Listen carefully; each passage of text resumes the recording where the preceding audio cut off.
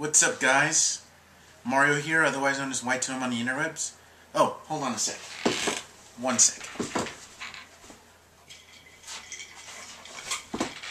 I do declare it's such a hot day here, and I need my jug of lemonade. Oh, that's good. And scene. Thank you. Alright. I decided to do that because I wanted to make sure that I'm still in a relatively good mood when I talk to you about what happened today. Because earlier I was not in a good mood, and here's why. First of all, Germany versus Serbia, right? And who do you think was the favorites? Germany, of course. Germany trounced the Australians 4-0. So it was kind of a foregone conclusion to say, hey, Germany would take this one. Guess what happened? Germany didn't take it. They lost to Serbia 1-0. Serbia, a country that's been split, and then that country's been split, and that country's been split into what it is today. I can't understand. I can't explain it. But it was a hard-fought goal, but it happened, and Germans couldn't produce one. And they were down to 10 men because of Miroslav Klose's 2 yellow cards that he got. And it cost the Germans dearly, at least for that day. Now, the one that I can't really stay objective, but I'll tell you about, was the U.S.-Slovenia game. Look, a lot of people had the U.S. going as favorites. Me, I kind of had a little bit of a guarded optimism, you know, because that's just how I think the U.S. should have anyway.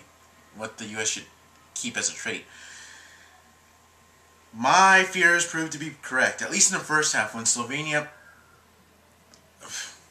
scored twice on the U.S. I thought it was over.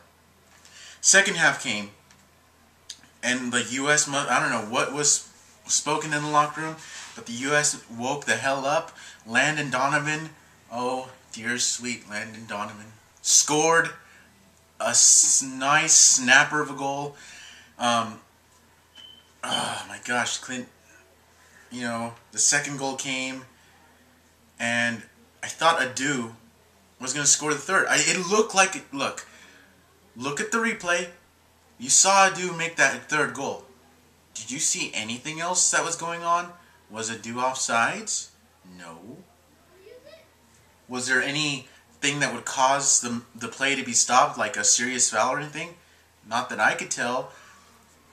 And Adu scored a clean shot. But yet, somehow, someway, some reason, the ref blew the whistle and discounted the goal. So, remarkable. So let's recap that. The U.S. was losing 2-0. A lot of us had written them off. The U.S. brilliantly came back in the second half to tie it up and literally had the game in their hands. They literally were about to get those 3 hard-earned points when the ref discounted it for practically no reason. It seems to me like there is not one day that does not go by. There at least one match in each day there seems to be a ref that makes a ridiculously stupid call or lack of a call. In the case of Mexico, with the obvious offsides that didn't happen according to the ref. You know, it's ridiculous. It's like, what the hell, guys? This is the World Cup. This isn't your stupid little, you know, AYSO soccer BS. This isn't, you know, an MLS game.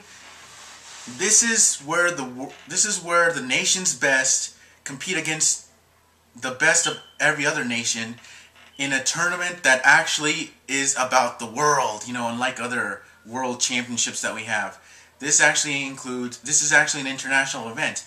And I think, I don't know, maybe I'm asking too much, but maybe, just maybe, the refs, the officials, you know, should be at their best. And, you know, before you accuse me of just playing to the Americans, and I am a U.S. fan. Remember, I was outraged about the Mexico thing and the South Africa thing.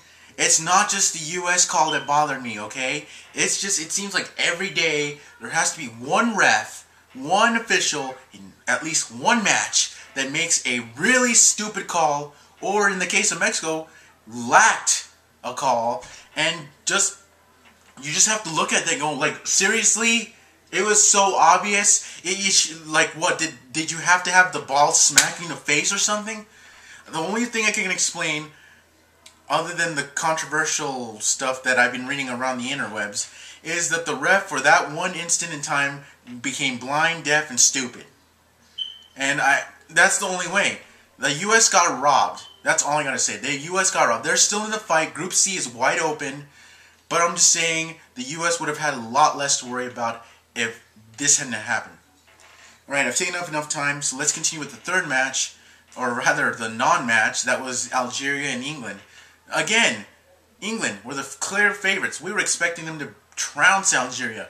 That's not what happened. Algeria held their own and went to a scoreless draw against England.